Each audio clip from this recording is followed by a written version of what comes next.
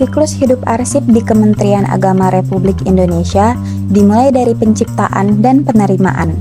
Berpedoman pada tata naskah dinas, setiap dokumen resmi diproses dan dikelompokkan berdasarkan kode klasifikasi khusus. Saat masa aktifnya habis, dokumen beralih ke Record Center Kementerian Agama sebagai arsip inaktif. Di sini, seluruh dokumen ditata rapi berdasarkan sistem aplikasi dan klasifikasi fisik pada box dan roll opak guna mempermudah proses pencarian dan peminjaman. Jadi kita udah sampai nih di gedung arsip yang inaktif, yang berada di kantor Kementerian Agama Republik Indonesia yang berada di lapangan Banteng. Oke, jadi mari kita saksikan untuk video wawancaranya. Baik Bapak, Assalamualaikum warahmatullahi wabarakatuh. Waalaikumsalam warahmatullahi wabarakatuh. Perkenalkan, kami mahasiswa dari program studi Perpustakaan dan Sains Informasi semester 2 yang ingin bertanya-tanya terkait pengelolaan arsip di Kementerian Agama Republik Indonesia. Sebelumnya saya sendiri, Amara Putri Parisa, bersama dengan rekan-rekan saya. Saya Citra Oktavianita. Saya Alisa Aurelia Pramudita. Kami sedang dengan Bapak siapa? Boleh diperkenalkan? Saya Pak Heri, Arsiparis di Biro Umum. Saya Abdul Hakim Hidayatullah, Arsiparis di Biro Umum. Oke, baik Bapak. Kita boleh langsung mulai ke pertanyaan pertama ya Bapak. Tapi sebelumnya kabar Bapak berdua hari ini gimana? Baik? Baik, Baik, alhamdulillah ya. Jadi gimana? Baik. Baik juga Pak, alhamdulillah. Sukses terus. Kami mulai dari proses kelahiran arsip ya Pak. Bagaimana proses pembuatan arsip di Kementerian Agama ini sejak pertama kali dibuat hingga siap untuk disimpan Bapak? Yes. Silakan tadi. Arsip itu kan untuk penciptanya itu dibagi dua ya secara garis besar ya. Arsip yang diterima maupun diciptakan ya. Yang diciptakan itu awalnya adalah tata naskah dinas, karena kita di pemerintahan itu ada peraturan tentang tata naskah dinas sendiri, yaitu Peraturan Menteri Agama Nomor 9 Tahun 2016. Jadi secara garis besar tata cara pembuatan tata naskah dinas atau dengan kata lain tata cara pembuatan arsip dari konsep sampai selesai sampai di cap dinas itu kan baru dapat disebut arsip. Nah, bagaimana caranya itu, how-nya itu ada di ketentuan di Peraturan Menteri Agama Nomor 9 Tahun 2016. Sorry, saya ulang, ke KMA, Keputusan Menteri Agama Nomor 9 Tahun 2016 tentang naskah dinas. Nah, itu dari segi pembuatan ya, penciptaan. Tapi kalau dari penerimaan itu juga dapat menghasilkan arsip. Misalnya arsip yang dikirim dari lembaga negara, kementerian lain, ataupun swasta, ataupun masyarakat yang mengirim surat yang dengan kata lain disebut arsip, itu kami terima lalu kami distribusikan di yang tadi adik-adik sudah lihat di depan itu ya. Oh iya. Jadi secara garis besar itu penciptaan sama penerimaan itu. Mungkin garis besarnya itu. Berarti untuk SOP dan prosedurnya juga sudah ditentukan yang KMA tadi ya Pak? Iya, betul. Begitu. Itu. Pemberian nomor kode juga di situ semua sudah diatur ya Pak? Sebenarnya kalau kode itu kan bisa luas ya kalau dari arsip ya. Tapi kalau di penciptaan itu kan kode klasifikasinya itu ada sendiri peraturannya di KMA 44 tahun 2010. Nah, itu sedang kami update karena itu sudah lama tahun 2010, karena ada beberapa pemekaran atau penghilangan dari struktur organisasi di kami ya. Misalnya haji, produk halal itu kan sudah berdiri sendiri. Itu secara umum sudah banyak perubahan. Tapi intinya klasifikasi itu diatur di peraturan sendiri. Jadi kalau yang tadi KMA 9 2016 tentang penciptaan arsip, kalau yang klasifikasi itu tentang pengarsipannya ya secara kelompok di KMA 44 2010 yang sedang kita susun ulang. Sedang diupdate juga ya Pak? Iya. Oke, baik. Mungkin Pak Ustadz mau menambahkan sedikit? Ada? Karena arsip itu kan dia kayak manusia hidup, dicipta, dipakai, selesai. Aktif, inaktif. Jadi semua perjalanan arsip itu dia berputar dari mulai diciptakan sampai dia dipakai, sampai dia sudah tidak dipakai lagi. Jadi kalau yang fungsinya di sini, ini yang di sini ya, ini khusus untuk inaktif.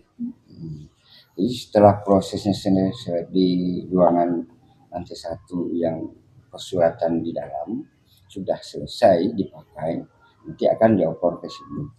Itu yang khusus untuk yang biro umum. Tapi di sini semuanya untuk Kementerian Agama. Jadi arsip-arsip pensiun juga ngumpulnya juga di sini. Gitu. Jadi proses itu begitu dia hidup dari dicipta, dipakai, kemudian dia diistirahatkan. Jadi diistirahatkan nanti akan dibutuhkan kalau suatu saat dia diperlukan lagi. Biasanya berkaitan dengan hukum.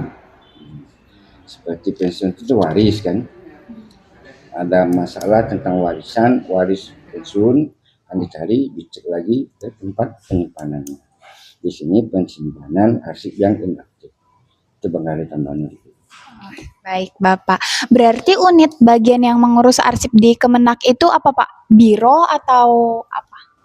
Jadi kalau unit yang mengurus arsip itu kan dibagi ya, berjenjang ya. Kalau di aktif itu kan di TU-nya masing-masing. Nah setelah TU-nya habis masa aktifnya itu kan diserahkan ke biro umum di kami di record center taruhnya. Tapi kalau unit yang mengelolanya itu biro umum ya. Tapi kalau yang aktifnya itu masih bertanggung jawab dari tata usaha masing-masing unit pengolah gitu. Gitu pembagian. Nah setelah di sini nanti kalau ada yang statusnya itu kami kirimkan ke arsip nasional. Jadi berjenjang gitu ya.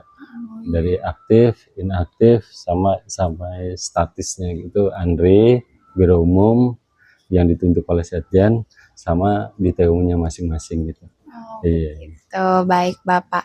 Selanjutnya kita akan beralih ke pemeliharaan arsip yang akan ditanyakan oleh rekan saya. Iya. Baik, Pak. Yang akan saya tanyakan ialah bagaimana sih pengelolaan arsip sehari-hari yang ada di Kementerian Agama ini, mulai dari penyimpanan, terus penggunaannya, serta pemeliharaannya. Iya. Kalau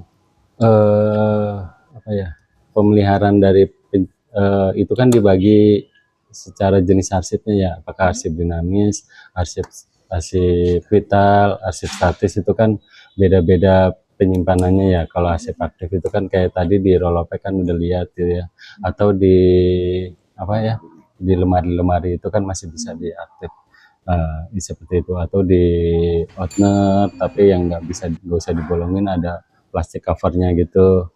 Tapi kalau inaktif itu bisa di Rolopek atau rak statis ya kan, atau di rak besi seperti itu bisa.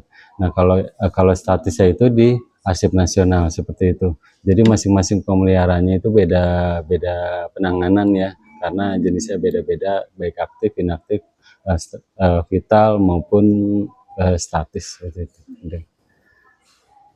Saya tambahin dikit. Arsip yang masih aktif itu masih ditempatkan di tempat penciptanya.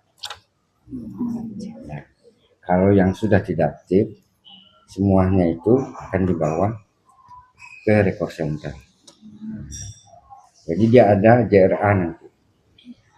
JRA-nya ada. Dia berapa tahun harus ada di tempat penciptanya, dan setelah itu dia bisa dikirim ke record center. Dia pakai JRA, jadwal retensi. Itu barangkali.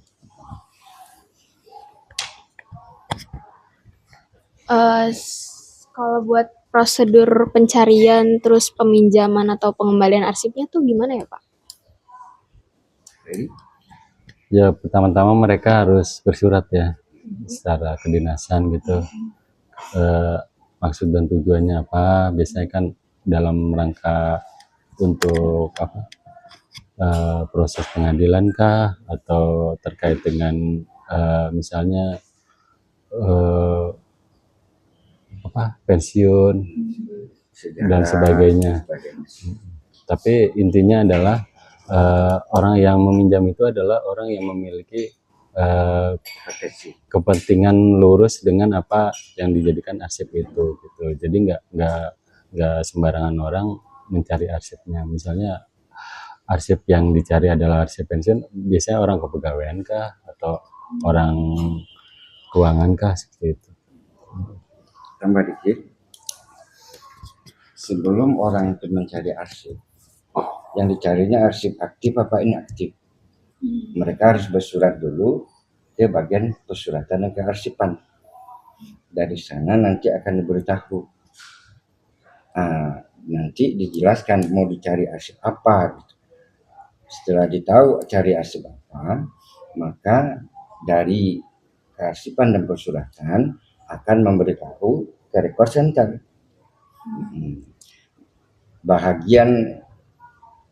Unit bahagian lain mau mencari suatu arsip yang bentuknya ini, yang berkaitan dengan ini, maka record center akan mempersiapkan untuk itu.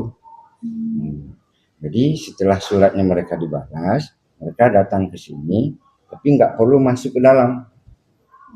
Karena kalau masuk ke dalam nanti arsip bisa acak adul gitu. Jadi mereka membuat semacam formulirnya kami ada. Di formulir itu akan apa yang mereka tuju arsipnya. Kami carikan, kemudian kami tunjukkan lokasinya, apa bentuk arsipnya, kami kasih dengan waktu yang singkat gitu. Itu barangkali tambahan. Baik Pak, terakhir saya ingin menanyakan kira-kira sistem klasifikasi label atau indeksnya tuh kayak apa ya Pak? Ya, nanti mungkin bisa lihat nanti di situ ya, di foto ini kan sudah kita lakukan penataan ya. Penataan itu campuran sih, misalnya berdasarkan provenance ya kan, misalnya dari eselon 1 mana, misalnya dari Direktorat Bimas Katolik, Bimas Islam, itu nggak bercampur dengan yang lain. Jadi sesuai dengan penciptaannya gitu. Nah, nanti di situ dibagi lagi per tahunnya kah gitu. Nanti dibagi lagi per keuangan kah gitu, seperti itu. Saya tambahin. Jadi kalau dalam bentuk penyimpanan klasifikasi itu mulai dari box sudah ada ditulis di situ. Tahun, klasifikasi, jumlah berapa, unit apa. Kemudian dari diisi boxnya, map atau kertas casingnya, pembungkus arsipnya itu sudah dikasih tahu di situ arsipnya apa, klasifikasinya apa. Contoh klasifikasi kalau HK itu berkaitan dengan hukum. Kalau HM berarti berkaitan dengan sosial, humas. Jadi semuanya sudah ada klasifikasinya begitu. Kemudian di situ baru ditaruh tahunnya berapa. Jadi kita mencari tidak susah gitu. Kemudian dari tempatnya juga dari nomor 1, 2, 3 urutan. Kemudian semuanya sudah dimasukkan ke dalam sistem aplikasi. Kita mencari tidak susah gitu. Kalau tidak ada di aplikasi, berarti di dalam penyimpanan tidak ada. Maka tidak akan muncul semacam apa yang kita cari itu tidak akan muncul. Karena arsipnya tidak ada. Kalau tidak ada dalam aplikasi. Itu bakal tambahan. Yeah. Baik Pak, terima kasih. Selanjutnya akan dilanjut oleh rekan saya yang satu lagi.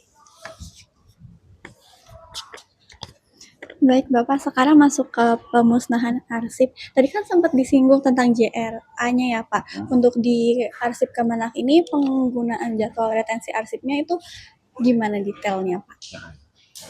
Ya, JRA itu kan sebagai apa ya, alat kelengkapan ya. Apa sih namanya? kelengkapan instrumen arsip yang harus dimiliki ya, wajib, seperti klasifikasi tata naskah dinas tadi, SKKAD untuk akses siapa yang boleh masuk, meminjam, itu kan empat pilar disebutnya ya. Kalau JERA itu kan sebagai salah satu, banyak ya, untuk pemusnahan kah, untuk penyerahan kah, ya kan, untuk melihat masa aktif inaktif dari suatu arsip tersebut. Sama seperti di tempat lain juga kami memperlakukan JERA seperti itu. Cuman di kami ini beberapa tahun terakhir ini ya seperti tadi itu ya, strukturnya itu ada beberapa perubahan gitu ya. Nah itu sedikit banyak mempengaruhi, kami juga sedang menyusun, tapi JERA yang sekarang juga masih kita pakai yang tahun 2013 120 tahun 2013 itu masih kita pakai. Jadi sebenarnya kan JERA itu untuk pemusnahan yang lebih banyak atau penyerahan ke arsip status. Tapi JERA itu kan juga nggak satu-satunya alat untuk menentukan arsip tersebut musnah apa enggak ya. Di samping kalau biarpun di JERA-nya musnah, tapi kalau masih berproses di pengadilan kah, atau arsip tersebut masih sering peminjaman, itu masih bisa dikecualikan seperti itu. Untuk pihak berwenang sendiri yang menetapkan arsip itu patut untuk dimusnahkan atau masuk ke bagian inaktif itu siapa, Pak? Sebenarnya kalau kita lihat regulasinya atau ketentuannya itu kan pencipta ya, pencipta arsip itu berarti kan Kementerian Agama ya. Kalau dari ANRI-nya itu menyetujui saja ya kan, menyetujui. Nah di samping itu sebelum menetapkan itu kan ada proses-proses sebelumnya, misalnya proses penilaian atau pembentukan tim penilai seperti itu, dan juga melihat JERA salah satunya seperti itu. Jadi nggak langsung textbook melihat JERA langsung gitu. Jadi ada proses tahapan-tahapan yang harus dilalui, dan final akhirnya itu nanti di ANRI menyetujui, baru bisa dimusnahkan dengan membuat surat keputusan pimpinan pencipta arsip dari Menteri Agama untuk memusnahkan arsip tersebut dengan didasari persetujuan dari ANRI, Arsip Nasional gitu. Seperti itu. Jadi kita nggak bisa memusnahkan sendiri. Berarti tahapan penyusupan arsip itu penilaian, terus pembentukan tim, lalu didiskusikan bersama. Iya, rapat-rapat yang setiap tahapan itu ada buktinya ya. Misalnya pembentukan tim penilai itu ada SK tim penilai, terus penilaian itu dibuktikan dengan surat pertimbangan dari tim rapat. Tim rapat itu dihadiri oleh tim penilai maupun unsur-unsur lain, misalnya dari yang punya arsipnya seperti itu. Kalau misalnya untuk pemusnahan ada dokumentasi yang Iya, Perlu, itu wajib. itu kan arsip vital ya. Arsip dokumentasi dari hasil pemusnahan itu adalah arsip vital yang tidak boleh dimusnahkan. Dimusnahkan lagi. Gitu. Karena pemusnahan itu kan ada 3 itu. Ada yang dicacah, ada yang dilebur, ada yang dibakar. Dibakar kan nggak boleh Dibakar itu kan nggak disarankan sekarang ya, meskipun dibolehkan, tapi sama seperti sekarang kan untuk limbah itu kan nggak boleh dibakar ya, dipilah malah seperti itu. Kalau misalnya Kemenak pernah nyimpan arsip yang permanen yang nggak bakal pernah untuk dimusnahkan nggak, Pak? Kalau tugas menyimpan arsip permanen, arsip sejarah itu kan bukan di kami ya. Kami kalau punya arsip statis itu kami serahkan ke Arsip Nasional. Jadi arsip-arsip permanen yang Kementerian Agama pernah miliki itu adanya di ANRI. Nah daftarnya itu kita punya juga. Daftar arsip yang diserahkan, sama kayak tadi arsip yang dimusnahkan itu kan ada daftar arsip yang dimusnahkan. Kita juga punya daftar arsip yang diserahkan ke ANRI, juga kita punya. Tapi arsipnya di ANRI. Hasilnya di ANRI. Iya. Hasilnya juga di ANRI. Kalau yang tidak boleh dimusnahkan, yang diserahkan ke antri, biasanya ada nilai sejarah, ada sesuatu yang istimewa di situ, kemudian harus disimpan ke antri. Kami tidak ada kewenangan untuk menyimpan. Kami harus menyerahkan ke antri karena mereka yang bertanggung jawab tentang itu. Iya, karena dari peralatannya, sumber dayanya kan beda ya. Karena mereka sudah khusus untuk itu. Iya. Penyimpanannya. Dan dasar hukumnya juga ada. Baik, lanjut ke bagian emergency arsip. Kalau misalnya Kemenak sendiri melindungi arsip untuk keadaan darurat dan bencana itu gimana, Pak? SOP keadaan darurat mungkin? SOP keadaan daruratnya mungkin? Yang jelas, seluruh yang bentuk fisik dipindahin ke bentuk elektronik. Nah, di backup dengan elektronik. Karena kita kan nggak tahu musibah itu kapan terjadi. Jadi kalau sudah elektronik bentuk CD, bentuk apa kan, USB atau macam-macam lah, semuanya sudah diaplikasikan. Jadi secara material mungkin kalau umpama musibahnya terjadi kebakaran, tapi yang bentuk scan atau bentuk elektroniknya ada tersimpan. Untuk ancaman yang sering terjadi di arsip ini apa, Pak? Oh, biasanya musuh arsip itu ya yang biasa-biasa aja, kayak kutu buku, kayak rayap, kayak apa, itu kecoa atau apa yang bisa menghancurkan, atau kelembapan. Terlalu lembab juga nggak boleh, atau terlalu panas juga nggak boleh. Kan kalau panas kan kertas rapuh, kalau lembab kertas hancur kan. Jadi makanya ada istilahnya pakai fumigasi.